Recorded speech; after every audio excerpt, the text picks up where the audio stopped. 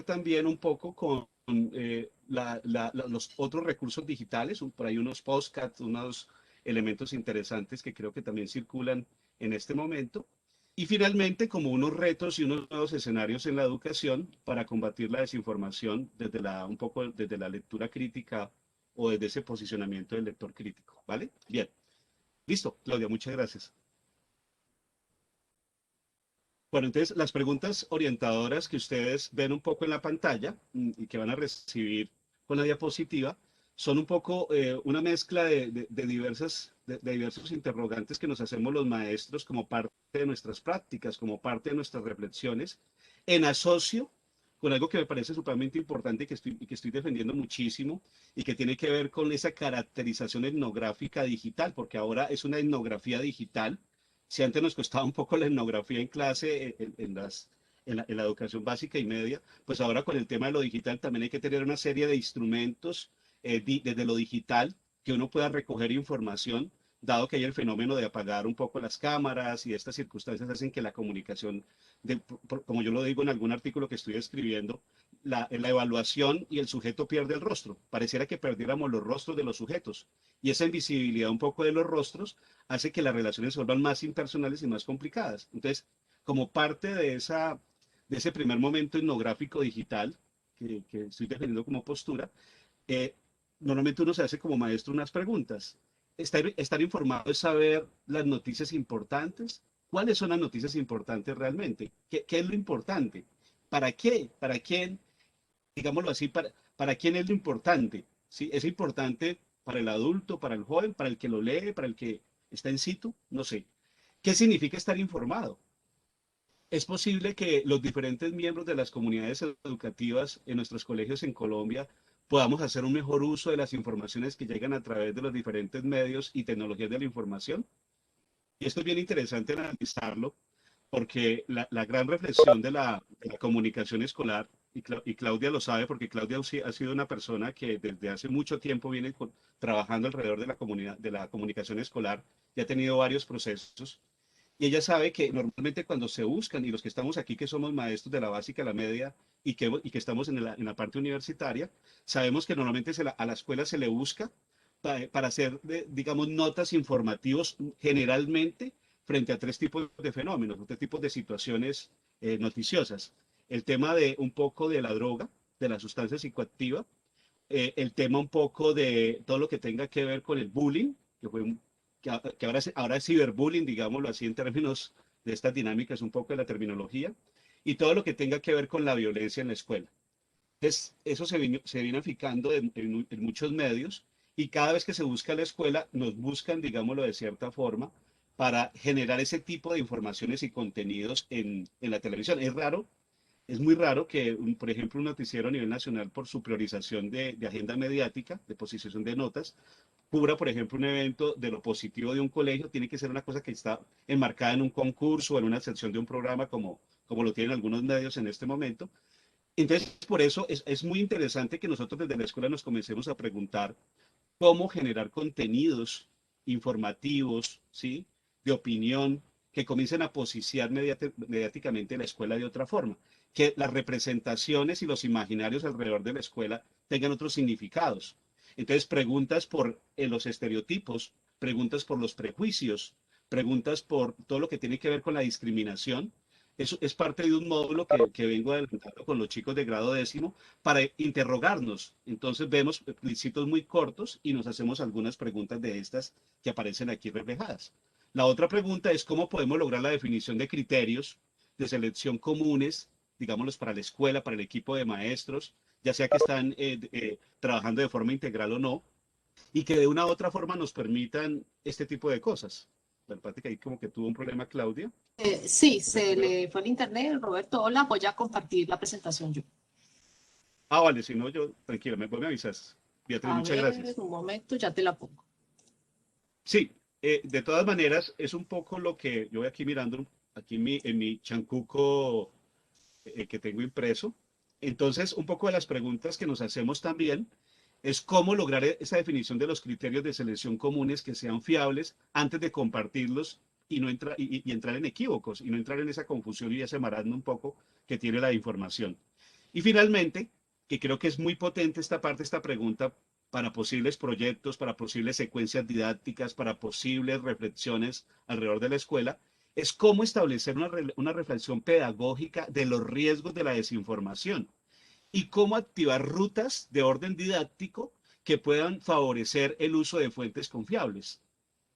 Entonces, para esa dinámica, pues habría que comenzar a hacer un trabajo desde el PEI, desde el Proyecto Educativo Institucional, hacer un ejercicio a través de las diferentes áreas para que desde la parte curricular, de una u otra forma, se puedan establecer estos mecanismos para que el tema de la alfabetización comunicativa, de los medios de comunicación, se comiencen a generar de otras formas. Eh, Normalmente se estaban afincando un poco las tradicionales, o sea, la radio, un poco en algún momento se dio con el tema de la televisión comunitaria el ejercicio de algunos ejercicios de televisión, pero ahora con las redes sociales, digamos que hay una eclosión, hay una serie de elementos muy importantes que esto se viralice un poco. Mm, bueno, ¿listo? Ya. Entonces, ahí viene un poco el término, ¿no? Está el concepto de desinformación, que es un concepto que ustedes lo pueden definir allí. ¿Y por qué hablamos más de desinformación que de fake news o de noticias falsas? Porque precisamente lo que hay que apuntar un poco desde las reflexiones que se están haciendo desde muchos periodistas en diferentes ámbitos, sobre todo en Europa y en Estados Unidos, a propósito, porque la ola un poco de fake news arranca sobre todo, pues tiene mucho tiempo, pero sobre todo comienza a fincarse en el año 2016 con la administración de Donald Trump y todo lo que generó un poco el tema electoral. Ustedes vieron que fue todo un boom y eso permitió una serie de reflexiones después de lo sucedido, sobre todo con Facebook. Ahora les hablo un poco de ese cuento, que inclusive hay un texto que tiene la prueba de estado Saber 11, creo que es de Nicholas Carr, que salió por la revista Arcadia, en la cual uno se encuentra, por ejemplo, un texto que me pareció interesante y que le aparece a la prueba de 11 que se llama ¿Por qué Google nos vuelve estúpidos? Ese es un texto que se ha vuelto muy clásico en los últimos años, 2016, 2017, 2018, que inclusive aparece en la prueba de estado. Luego les doy la referencia, ahorita les coloco el enlace. Y es un texto que, más allá de que sea un texto representativo de una prueba estandarizada, me parece que es un texto muy potente para mirar un poco la experiencia desde un ensayista, desde una persona que escribe en este ámbito, de cómo la parte digital de una u otra forma no solamente lo pone a leer de una forma diferente, lo pone a pensar de una forma diferente, sino que sobre todo lo pone a sentir de otra forma. Es otro ser. Entonces nos lleva un poco al tema de las identidades digitales, que también son polémicas, pero que es una realidad y que nos lleva a que muchos de los jóvenes que tenemos en nuestros colegios tengan una serie de identidades desde la virtualidad. Bueno, entonces ahí aparecen un poco las definiciones. Es curioso, por ejemplo, que la definición de fake news, que tiene que ver con esa relación de noticia, la traducción en español que es noticia falsa, es muy interesante porque fake news o noticia falsa realmente es una figura retórica, es un oxímoron. Y los que sabemos un poco del cuento de las figuras retóricas, sabemos que el oxímoron tiene una gran particularidad, y es que en una misma frase, en un mismo enunciado, se contraponen o se contradicen elementos contrarios o, digámoslo de cierta forma, opuestos. Entonces, uno, cuando dice noticia, pues está buscando un elemento más prototípico de la verdad. Pero curiosamente, cuando digo noticias falsas, estoy haciendo el encuentro de la verdad y un poco la falsedad. Entonces, por eso es un oxímoron y por eso me parece interesante mencionarlo, que el término fake news tiene esa contradicción misma. Por eso los expertos, un poco en términos de la comunicación, hablan un poco de que se debe hablar de un poco de la teoría de la desinformación. Y hablar de la desinformación, como lo ha dicho Claudia, es hablar desde el mismo inicio de la historia. Y podemos encontrar a través de cada capítulo, a través de cada guerra, porque sobre todo en las guerras es donde se propiciaron muchos elementos de desinformación, sobre todo en el siglo XX que tuvimos tantas guerras, la Primera Guerra y la Segunda Guerra, con todos los elementos de la propaganda nazi, por ejemplo, uno encuentra ahí unos referentes muy fundamentales y muy potentes de cómo se construía la desinformación. O ese famoso término que acopió Hitler de la famosa guerra preventiva, ¿no? Yo entonces ataco al otro con la idea de que me estoy defendiendo, porque es que yo lo voy a atacar porque de cierta forma, él como me va a atacar, yo me prefiero adelantármele un poco. Entonces que comenzaron a posicionar ciertos discursos y por eso un poco el tema de la desinformación siempre acompañado. Hay otro fenómeno importante, que tampoco es nuevo, que tiene que ver un poco con esa tendencia de esa parte que uno quisiera que del periodismo no se repitiera, y es el tema un poco lo sensacionalista, lo que llaman algunos otros lo amarillista. Entonces, allí también hay unas posturas donde las fake news son caldo de cultivo para apropiarse un poco de eso. Y hay otros elementos que creo que van a ser muy interesantes de tener, que son más propios de la psicología, pero que me parece importante indagar, que tiene que ver también con algo que son los sesgos cognitivos. De cierta forma, la noticia falsa, la desinformación, como hay un caldo de cultivo, pues esos sesgos cognitivos hacen que yo, como por ahí dicen, yo escuche lo que quiero escuchar, yo vea lo que quiero ver. Entonces, allá se dan unos elementos muy complejos y realmente pues nos rehusamos un poco a que haya esa disonancia cognitiva, a que, a que haya una postura diferente a la mía, que haya unas ideas diferentes a las mías. Estamos viendo este fenómeno, por ejemplo, en las redes sociales ahora con Facebook. Entonces, uno se mete, por ejemplo, al Facebook y te vas encontrando con una serie de elementos que son propios del sesgo, porque está así, digamos que la parte del algoritmo de Facebook a partir de los bits y toda la parte de programación computacional que tiene, está dado para que case los intereses de nosotros y por eso nos encontramos siempre con artículos que son muy cercanos a nosotros. Entonces, eso refuerza un poco ese sesgo cognitivo y repele algo que me parece preocupante y que la idea es como profundizarlo en otros momentos, de pronto en un taller, que tiene que ver con el tema de las disonancias cognitivas.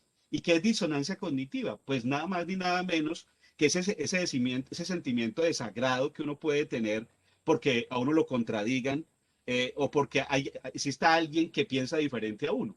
Entonces, ideológicamente, como las redes sociales se cargan tanto, entonces, en la medida que Facebook ya encontró que es preferible posicionar, potenciar un poco el sesgo, es decir, cosas que te gusten, pues hay una cosa que pasa en términos de los imaginarios y que sería un estudio para la psicología también con la lingüística, y es mirar que casi que estamos, o estas generaciones de pronto pueden estar entrando en algunos elementos muy complejos, o los que consumimos este tipo de redes, donde se pierde el tema de la atención con el otro en términos del debate. Entonces, casi que los debates van quedando en un segundo plano y si existen, son más como una posibilidad un poco de grandes fanatismos. Entonces, ahí hay una serie de elementos que habría que revisar. Dale, Beatriz, muchas gracias. Bueno, entonces a mí me fascina un poco el cine y quiero como llevarlos un poco a esta metáfora que en algún momento casi que cambió un paradigma en la historia del cine, que es la película Matrix un poco con la presencia de Neo, ¿sí? De ese fantástico Keanu Reeves, que es el protagonista. Y esta escena siempre la tengo grabada y me parece que es un elemento muy fuerte y muy potente. En una de las secuencias más célebres de Matrix, Morfeo, el personaje interpretado por Lawrence Fishburne, obligaba a Neo, que uno a elegir entre la pastilla azul, miren un poco la representación de la pastilla azul, que le haría vivir feliz al olvidarse de todo lo que había descubierto, que somos víctimas de una conspiración que nos impide acceder a la terrible verdad.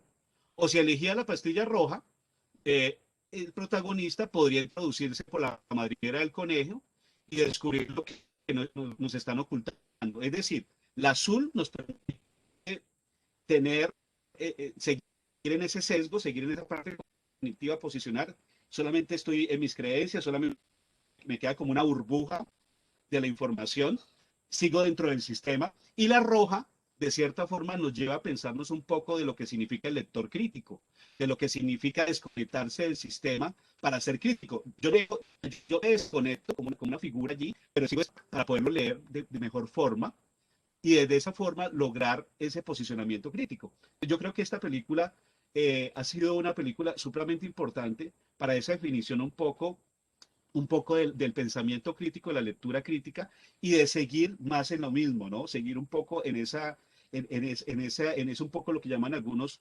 la comunicación perezosa, la comunicación simplemente facilista, de más bien hacer lo que más se vende, más hacer lo que más de pronto esté adaptado a lo que esté en el mercado y nos quedamos un poco en esa reflexión. Entonces, muy interesante que se retome inclusive esta película, algunos fragmentos, para posicionar un poco ese discurso, porque ese de la pastilla roja y azul es un elemento clave. Sigamos. Bueno, y aquí vienen unos elementos supremamente importantes, queridos profes, compañeros, colegas, que son definitivos a la hora de entender un poco ese tema de la desinformación. porque la desinformación de una u otra forma no es un concepto homogéneo, no es un concepto que sea plano. El concepto de la desinformación, que, insisto, nos ha acompañado desde casi que desde el mismo origen del hombre, tiene una serie de capas que algunas organizaciones internacionales las han, digamos, han creado una cierta taxonomía.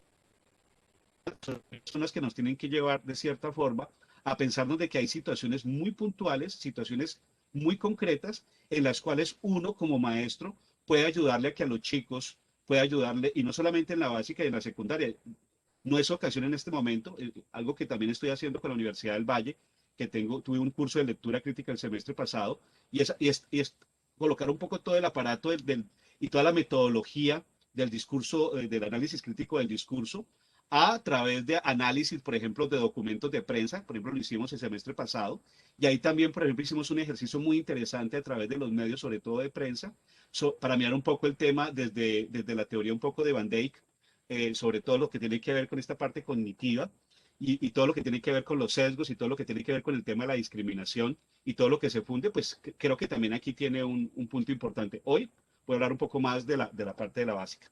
Entonces, Beatriz, si tú me haces un favor, por ejemplo, en la primera categoría, o en la primera categoría se llama falsa conexión. Eso es bien interesante porque todos, no sé, como parte de esa curiosidad que tenemos, yo creo que todos nos hemos encontrado con esa posibilidad que queremos darle clic a algo que nos parece, sobre todo, pues de pronto con un discurso sensacionalista o ya trata de cliquear. Y ese clic nos lleva normalmente a una serie de configuraciones que no son ciertas.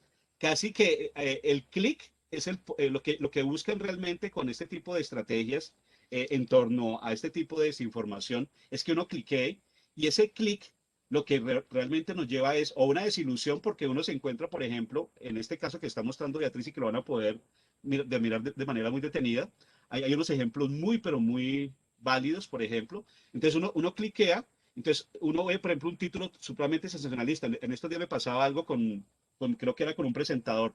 Decía, tal presentador de noticias a punto de morir. Entonces te dice una cosa así. Entonces, claro, todo el mundo se asalta, da un clic y cuando ves un poco lo que está allí, no, no.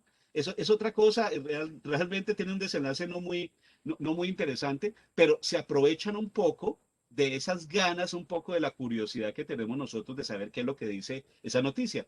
Y ese clip, pues, digamos lo que puede parecer muy inocente, puede ser todo lo que quieran, pero puede a veces tener ciertas cosas maliciosas o puede tener ciertos elementos simplemente para ganar un poco o monetizar un poco alguna plataforma. Entonces, esa es una de las grandes trampas que tiene de pronto la desinformación y que usted la van a encontrar mucho con ese clip, con ese bit click, que es ese clic que uno le da a todo y que uno quisiera saber un poco más, ¿no? Dale la siguiente un poco, Beatriz. Ahí creo que tienes que devolver eso. Gracias. Entonces, esa es la falsa conexión.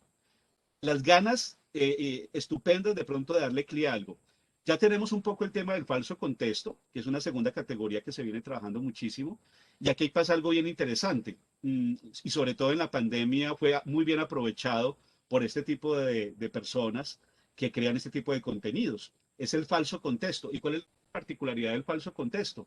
Que los elementos que componen la noticia como tal o la información son contenidos genuinos. Entonces, por ejemplo, nos podemos encontrar que ese suceso es real, digámoslo. Entonces, por ejemplo, vemos una fotografía, creo que si ustedes recuerdan, en la época de la pandemia, nos encontramos con fotografías, por ejemplo, de que las personas morían en las calles. Entonces uno se encuentra, por ejemplo, con esos casos de donde dice, no, es que en tal ciudad se están muriendo las personas en la calle. Entonces se crea una serie de elementos bastante complejos para las personas, se alerta uno, se indispone inclusive un poco, y a pesar de que esa fotografía y de pronto el desarrollo o el contenido de esa noticia puede ser también cierto, no corresponde de la manera como se trae a colación, es decir, se le cambia el espacio-tiempo. Entonces eso sucedió, por ejemplo, en Italia en el año 85 o en Italia en el año 90. Y digamos, se recupera, se actualiza al año 2020 y se dice, miren, esto es lo que está pasando en este momento en las ciudades de América Latina o en las ciudades de tal parte. Entonces, ese es el elemento que se aprovecha bastante. Entonces, en esta segunda taxonomía, en esta segunda categoría, se aprovechan de los contextos un poco de los elementos, perdón, constitutivos de la noticia que son reales. Pero realmente el encuentro entre espacio y tiempo no coinciden. Entonces, claro, la noticia puede haber pasado, la situación puede haber pasado, pero a la hora de traerla nos damos cuenta de que realmente no es vigente. Por eso hay que estar pendiente de las fechas y por eso hay que estar pendiente. En este caso que está mostrando Beatriz, en este caso, vemos, por ejemplo, el caso, por ejemplo, del magnate Bill Gates, donde él dijo algunas cosas, pues ustedes saben que ha dicho cosas afortunadas y muy desafortunadas en algunos momentos, pero siempre se trata de diversificar un poco, de confundir un poco con lo que él dice, de hacerle un poco del cambio del discurso. Entonces, cuando ustedes miren un poco las diapositivas aquí, se van a encontrar, por ejemplo, con que él aparece este titular, no dijo que la vacuna de la COVID podría causar 700.000 muertes, él dijo que podrían haber un riesgo en tal cosa, o sea, pero no habló de muertes. Entonces se aprovechan un poco de que si hay una noticia, de que hay una publicación inclusive que lo pueda hacer un medio reconocido o no, y se le cambia un poco el contexto allí, ¿vale? Entonces, eso es un poco lo que se van a encontrar. Volvámonos ahora sí para la tercera. Bueno, el que sigue es algo bien complejo, tiene que ver con el contenido manipulado, que es un contenido genuino que es usado en otro sentido para confundir. Entonces uno aquí ve el típico que cogen la foto, cogen algunos apartados del texto, se vuelve como un collage, y entonces se vuelven medias verdades, ¿sí?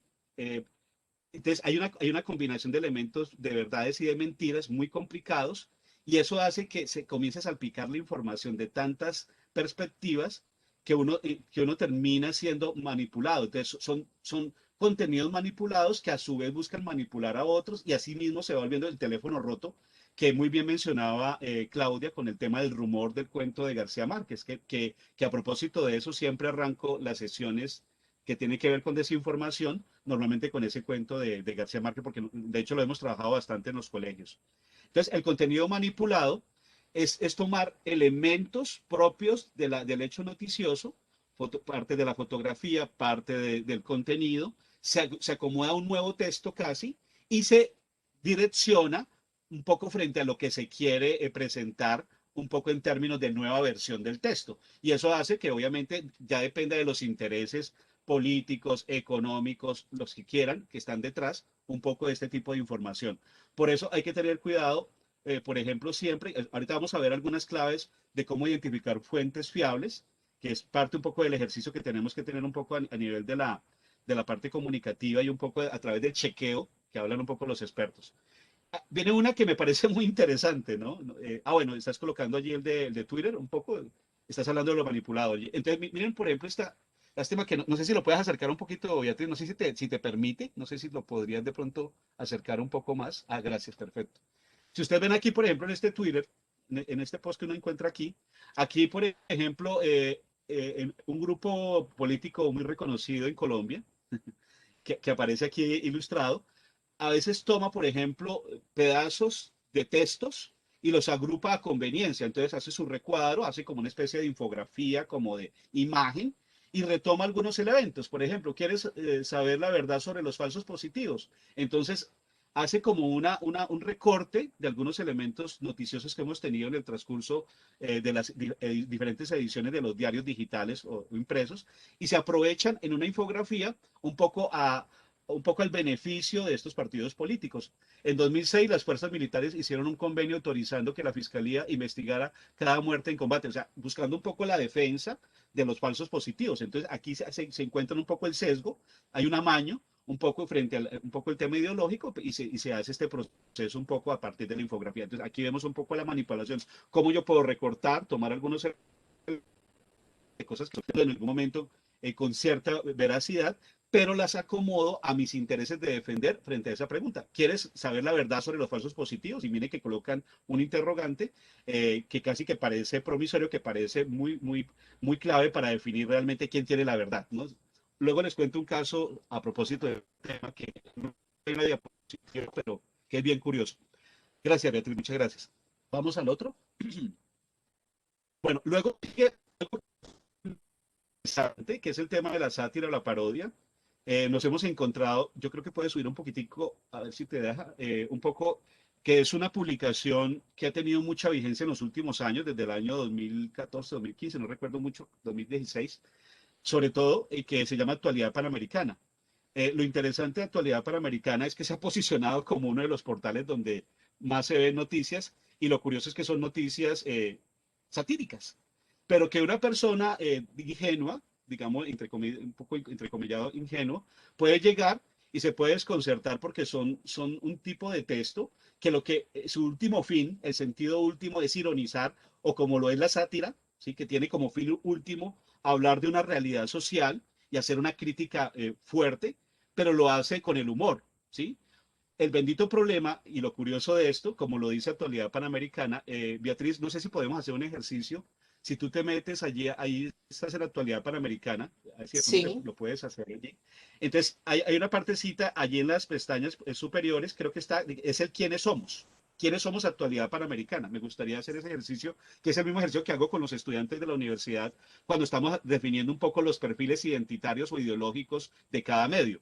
Aquí, digamos lo que ellos son claros y específicos, porque no todos tienen este quiénes somos de manera tan explícita. Hay algunos diarios que ya se cuidan. Si ustedes van, por ejemplo, a veces al Tiempo o a ciertos medios tradicionales, uno puede encontrar todo el ideario allí, en el quiénes somos. Ahora ellos se cuidan mucho, precisamente para que no los identifiquen con ciertos partidos tradicionales, porque también es un tema estratégico, también allí jugarse un poco el término de qué ideología somos. Entonces es preferible verse un poco como más desde la sociedad civil, es mejor verse como un grupo independiente. Eso gana mucho más, digamos, proyección.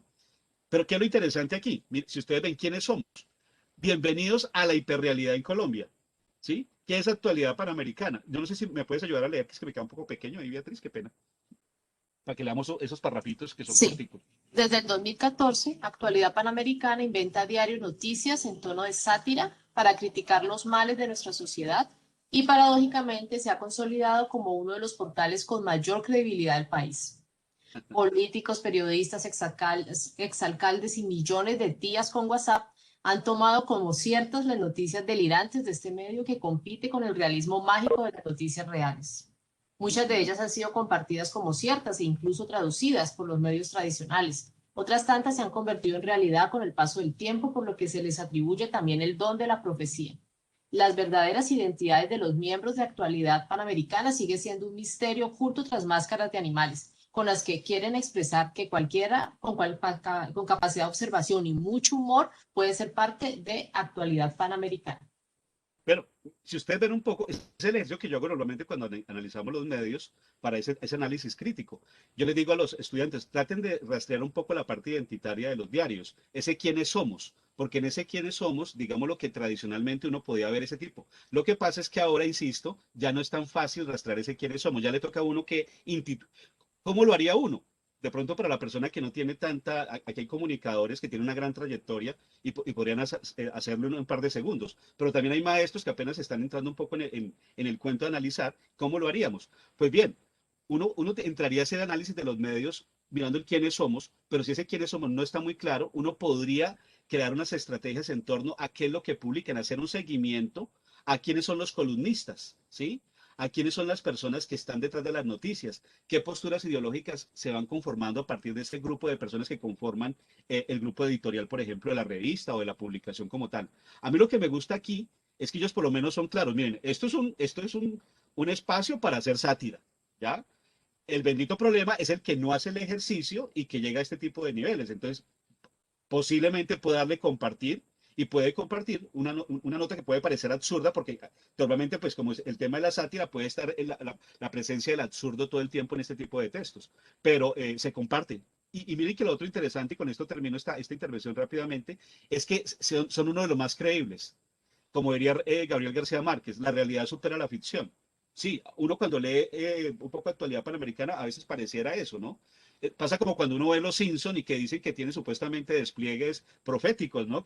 Claro, lo que hay es un gran ejercicio de un equipo de trabajo de la producción, donde se piensan muchas de las dinámicas que se van, un poco lo que llaman la prospectiva, ¿no? ¿Qué puede pasar si se desencadenan ciertos elementos conflictivos con el presente? Y eso es muy bien tomado, ¿no? Bien, gracias, Beatriz. Entonces, este es un ejemplo, pero hay otros, ¿no? Está de Onion, está el de Forma, por ejemplo, que me parece que tiene unos elementos muy interesantes. hay una serie de medios en todo el mundo que tienen la misma categorización que tiene de pronto Actualidad Panamericana. Sigamos, gracias. Contenido engañoso tiene que ver un poco con lo que hemos venido trabajando también. Es un contenido usado para afectar un tema a un individuo. Obviamente uno se encuentra aquí con la posibilidad de ese ejercicio y entonces uno se encuentra, por ejemplo, con información. Podemos cliquear ahí un poco, Beatriz, ¿ya? Se puede encontrar con una información que sí realmente te lleva a falsear un poco lo que se está haciendo. Miren, por ejemplo, aquí estamos viendo con una de las páginas de Colombia Check, que es uno de los portales más interesantes para este tipo de ejercicios. María Fernanda Cabal confundió youtubers famosos con guerrilleros de la FARC. Entonces se crean contenidos, aquí sí completamente falsos, y eso va para la izquierda, va para la derecha, va para el centro, va para todo mundo. A veces se da para ciertas ideologías y nos encontramos una serie de noticias que son construidas totalmente para perjudicar, digamos, para lesionar un poco los criterios, un poco de dignidad de las personas. Entonces, allí, por ejemplo, hay unos elementos bastante complejos que habría que estar revisando a través de algunos mecanismos que nos podemos encontrar más adelante. Listo, Beatriz.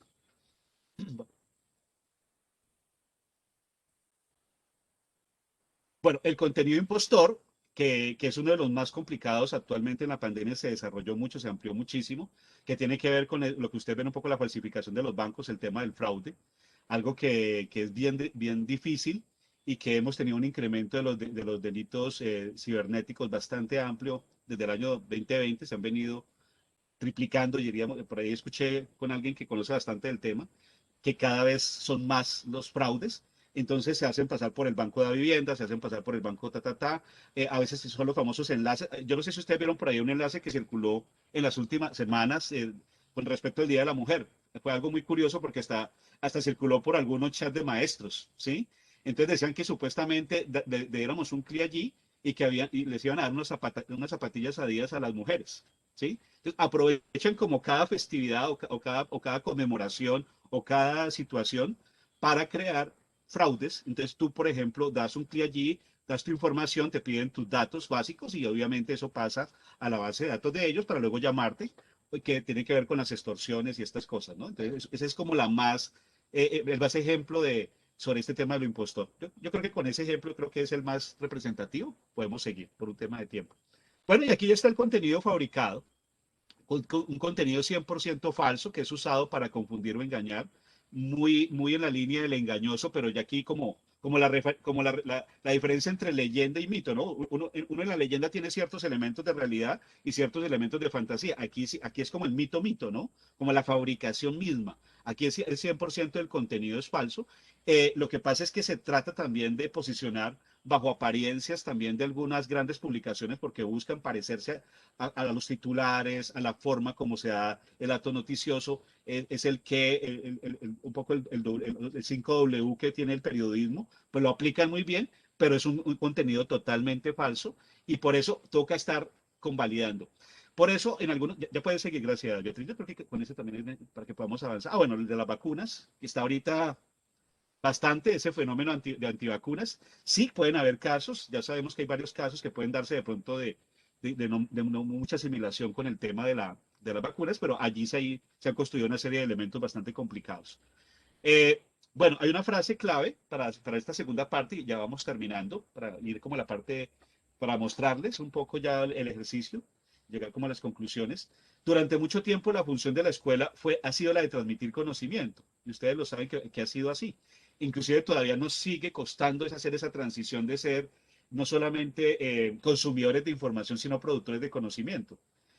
Pero yo creo que la pandemia se ha convertido en una oportunidad muy interesante para que en la escuela nos pensemos un concepto que a través de mi amigo Fernando Vázquez, el profesor que conocemos, que ha sido un gran referente para nosotros, publiqué un artículo para la revista Santillana y yo hablo un poco de allí de la importancia de que el maestro sea curador, cómo el maestro del siglo XXI se vuelve un curador de contenidos. Y esa curaduría de contenidos no es nada más ni menos que tener, y cuando digo tener control, me refiero a saber cómo va a trabajar intencionalmente cada pieza que va a llegar al aula de clase y cómo saber movilizarlo y cómo poder pedagogizarlo y poder didatizarlo en torno a las dinámicas que tiene ese otro contexto y a ese otro que tiene el rostro. Entonces, Por último, viene un poco la frase de Rodríguez Ojaos. Tenemos la obligación de contribuir a formar conciencias críticas ante cualquier información, proceda donde proceda. Y las aulas son el entorno habitual para trabajar en ello. Tenemos dos opciones, mis queridos profes y compañeros colegas. Eh, la escuela a espaldas de lo que sucede en este tipo de situaciones mediáticas o la escuela hablando de ello. Pues bien, esta es una prueba, y cuando digo es una prueba, no es un tema de orgullo, es un tema de que estamos tratando de hacerle frente millones de, miles de, yo diría que profesores en el mundo, porque en cada país, en cada ciudad ya se está creando un fenómeno muy interesante de mediación de cómo aprender a leer esas pantallas.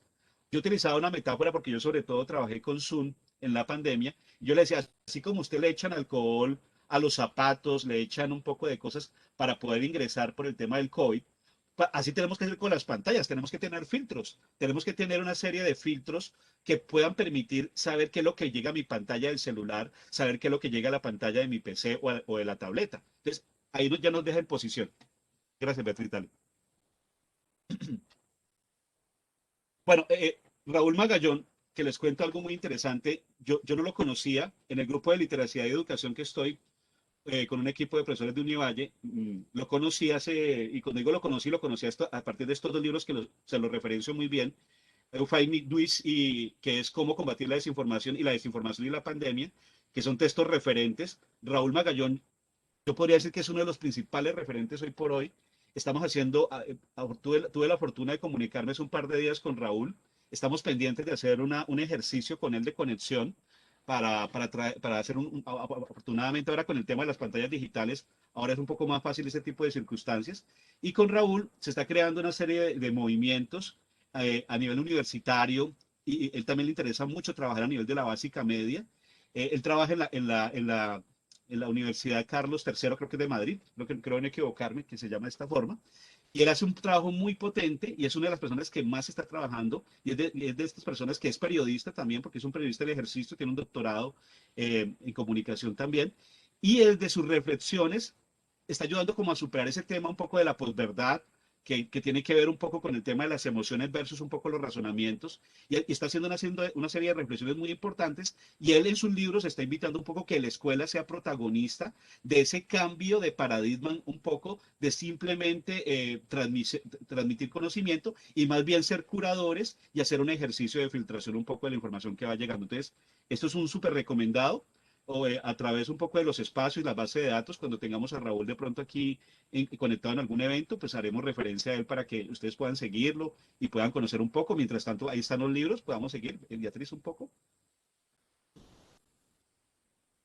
Otros autores, por ejemplo, Mar Amorós García, súper recomendado, es uno de los textos que también tienen muchas reflexiones importantes, inclusive por allí en las diapositivas, creo que por ahí coloco más adelante una frase tomada de alguno de sus libros, que es un poco la fake news, la verdad de las noticias falsas, que es un excelente trabajo para mirar cómo a través de la historia y cómo en diferentes momentos, y sobre todo en España, normalmente son periodistas españoles los de este movimiento, están haciendo un trabajo muy importante como en darle un espacio dentro de la agenda mediática un poco de la investigación en comunicación y le están dando mucha fortaleza a líneas de investigación, inclusive con Daniel Casani, que hablamos hace poco con el grupo de investigación, muchas de las nuevas tesis que se están haciendo en doctorados y maestrías están teniendo el tema de las fake news y el tema de la desinformación como parte de los contenidos de los doctorandos y un poco de las maestrías un poco. Y Esteban Illades un poco, que también es un referente muy importante de esta escuela para hacerlo, ¿no? Ya he dividido, sigue Beatriz, gracias. Estos son de Face News. Aquí hay unos elementos que, por ejemplo, recomiendo mucho este Face News de la antigua Roma.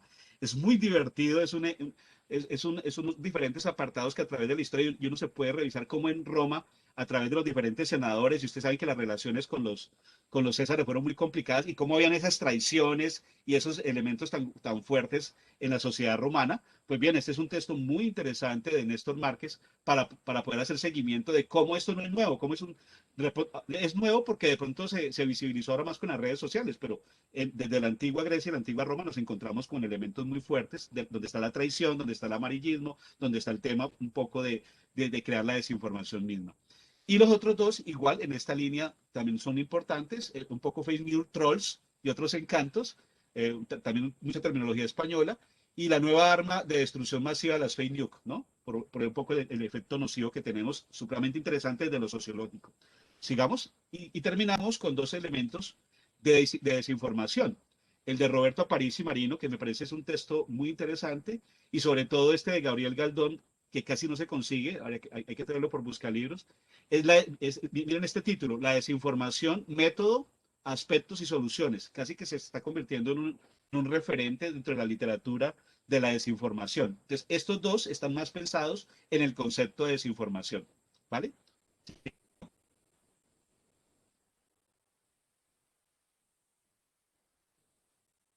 Sigamos. Bien, ahí, gracias. Bueno, y aquí rápidamente. Entonces, la anterior, Beatriz, qué pena, para leerles un poco el título que es esto. Entonces, aquí simplemente algunos criterios, insisto, esto sería para hacer más un taller. Aquí simplemente los vamos a mencionar, que son criterios que son fundamentales a la hora de evaluar fuentes confiables. Entonces, ¿cómo poder combatir esos 7 tipos de desinformación? ¿Cómo combatir un poco todas estas versiones que se van construyendo? Pues hombre, replantear y resignificar el concepto de autoría.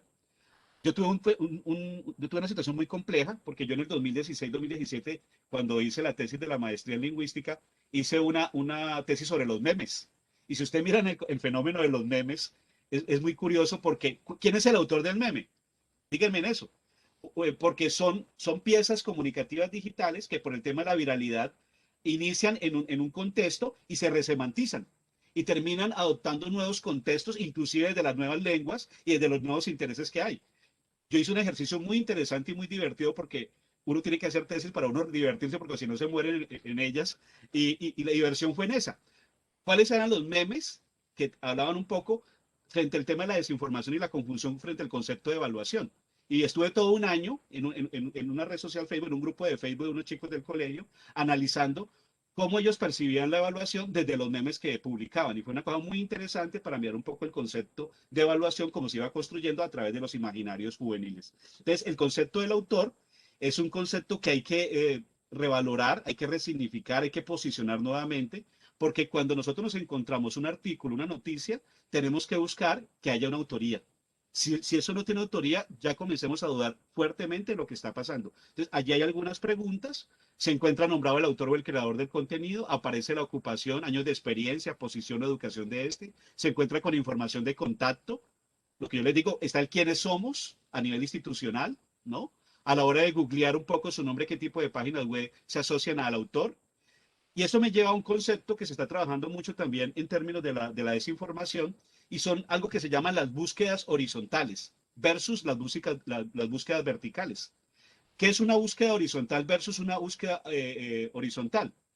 Una búsqueda horizontal de la información es que yo, por ejemplo, entro a esta página donde hay un autor reconocido, por ejemplo, Raúl, uno de los autores que acabo de mencionar, y yo me doy cuenta, por ejemplo, que el artículo que él tiene, me voy a otro tipo de publicación, por ejemplo, salió en Facebook, esa publicación de Raúl Mogollón, y yo digo, ¿será que esto es verdad o no es verdad? Porque a veces pueden inclusive falsear algunas personas los escritos. Entonces, las búsquedas horizontales hacen que yo vaya a otros medios. Si estoy en Facebook, pues tengo que ir a páginas web, tengo que salirme del contexto mismo de la red social, buscar y simultáneamente es un poco lo que hacía uno tradicionalmente con el fenómeno de la comunicación en términos de las noticias, que uno trata de que una noticia, cómo la ve en RCN, cómo la ve en Noticias 1, cómo la ve de CNN, y esa comparación de perspectivas de las fuentes hacen que se haga la búsqueda horizontal. ¿Qué es lo que no podríamos hacer? Hacer búsquedas verticales. Es seguir buscando en la misma publicación otras notas, buscando como del autor, no teniendo claro de qué referencia, de quién es realmente y si realmente es fiable o no creíble lo que estoy leyendo. Entonces, por eso ahora hay que hacer búsquedas horizontales más que búsquedas verticales. Sigamos. Fuera de la autoría aparecen otros elementos como el propósito del sitio que fue creado, porque el autor lo escribió para vender un producto, si lo dejan claro o no lo dejan claro, está referido como la publicidad, o no referido, lo escribió como pasatiempo, como un servicio público, para profundizar más sobre un tema. O sea, este tipo de preguntas nos ayudan a pensar mucho hasta qué punto hay una coherencia y hay una credibilidad frente al autor y el mismo texto. Está el tema de la objetividad que siempre está en cuestión, pero digamos lo que podemos acercarnos de cierta forma con las preguntas como la información es un hecho, una opinión o una propaganda. Es el punto de vista del autor, ¿Está el lenguaje usado libre de emociones o despierta prejuicios algunos? Porque algunos pueden despertarlos. ¿El autor está afiliado a alguna organización? ¿Sí? ¿La afiliación del autor son una institución u organización? ¿Parecen sesgar la información? Vuelve el tema de los sesgos cognitivos. ¿O el contenido de la página tiene la aprobación oficial de la institución, organización, empresa? ¿Está avalado? ¿Es producto? Yo voy a esa página y me lleva a otras actividades. Entonces, la objetividad es también importante allí. Sigamos. Y bueno, el tema de la precisión, un poco la delimitación, un poco la pertinencia. Está la información libre de errores gramaticales, ortográficos o tipográficos. Es muy usual encontrarse en noticias falsas y en textos que están construidos falseando otros, donde hay problemas no solamente de gramatical, sino tipográficos. Las letras pueden cambiar de mayúsculas a minúsculas. Pues no hay mucho cuidado porque no hay una cuestión de estilo aquí propia de estos textos, sino que lo que busca es un poco el periodismo ligero. Entonces, por eso nos podemos encontrar con ciertas imprecisiones. ¿Qué institución, empresa, gobierno, universidad apoya esta información? Si es una institución, ¿ha oído hablar de ella antes? ¿Qué reputación tiene? ¿Credibilidad tiene un poco? Puede encontrar más información al respecto, que es un poco el llamado. Listo. Y bueno, en realidad importante, un blog que desde hace 4 años y de pronto aparece por ahí una nota así, anónima, eh, es muy raro de eso, o sea, la actualización debe ser, tiene que ser un elemento fundamental, inclusive para el tema de las noticias falsas, por el tema de los contextos que se pueden utilizar para otras cosas. Entonces, por ejemplo, podemos encontrarnos con publicaciones que no están actualizadas y que vamos a encontrar preguntas como esta. ¿La información se mantiene actualizada? O sea, el blog tiene una publicación semanal, mensual, alguien está allí actualizando, un webmaster, no sé, el bloguero. ¿Hay alguna indicación de cuándo se actualiza por última vez el sitio? Y la confiabilidad, el tema de las fuentes, que para los que son periodistas saben que es tan importante, que haya una diversidad de fuentes, ¿no? En el periodismo las fuentes tienen que ser muy agradecidas y tienen que tener, como dice por allí coloquialmente, todos los olores y todas las fragancias y tienen que estar desde lo oficial hasta las otras voces. Entonces, existen enlaces relacionados con el tema y útiles con el propósito del sitio. Los enlaces siguen vigentes o se han convertido en callejones sin salida, ¿sí? ¿Qué tipos de fuentes están vinculadas? Fuentes, por ejemplo, ahora con el tema de la ciencia, estimados compañeros, ha habido tantas especulaciones, entonces uno tiene que hacer referencia a cuáles son, inclusive hay portales, no lo podemos hacer aquí, pero hay unos portales desde la ciencia que he venido encontrando, hay 4 o 5 que son referentes, porque uno en el tema de la cosas no hay la última palabra, y eso debe quedar claro, como no hay la última palabra, hay que buscar las páginas serias donde realmente las investigaciones están validadas por metodologías, por universidades realmente de peso. Sigamos. Qué pena, Roberto. Son las 6:10. Sí, Y como la idea también es que puedas conversar, porque ellos todos están así como desesperados, me imagino, por preguntarte y por conversar contigo, me da un dolor vale, qué pena, sí. porque realmente está muy, muy interesante. Podríamos inclusive, no, desde ya, invitado para hacer un taller desde el Centro de Lectura y Escritura. No solo para estudiantes, sino también para maestros, que me parece mucho más interesante el asunto. Muchísimas gracias, definitivamente, este trabajo tan riguroso, porque se nota que hay una investigación detrás de esto. No es un asunto pues casual, sino que se nota que hay rigurosidad y hay una experiencia también que tienes con los estudiantes y el trabajo que haces en el grupo de literacidades, pues Alfonso Vargas, que es el que dirige el grupo, pues también parte de su tesis doctoral está relacionada no con lo mismo, pero sí con un trabajo de redes sociales. Entonces, claro, uno va viendo allí cómo se va fortaleciendo este asunto. Me parece muy afortunado también decir que en el 2018 las pruebas PISA determinaron que era necesario tener una competencia que se llama competencia global. Y esa competencia global que el ministerio ha sacado diferentes cuadernillos, en esa competencia le ponen unos retos al estudiante. Primero les hacen responder una encuesta que le llaman cognitiva y le ponen casos, unos casos. Y uno de esos casos es ponerlo en situación. Usted está en un grupo de investigación con un equipo. Usted tiene que seleccionar las fuentes para hacer este trabajo. ¿Cuáles seleccionaría? ¿Cómo las buscaría? Entonces ponen en caso a estos chicos y esto es muy interesante y por supuesto, infortunadamente, Colombia no quedó en los mejores lugares en términos de estas pruebas respecto a esta situación que se presenta. Esa competencia creo que pronto la vamos a ver también a nivel del Estado, ¿sí? A nivel en el Estado en términos de las pruebas de Estado, pero interesante, ahorita les dejamos a los profes ese dato de los cuadernillos, uno del informe PISA en español, que está completo, explicándolo, y el segundo del Ministerio de Educación Nacional.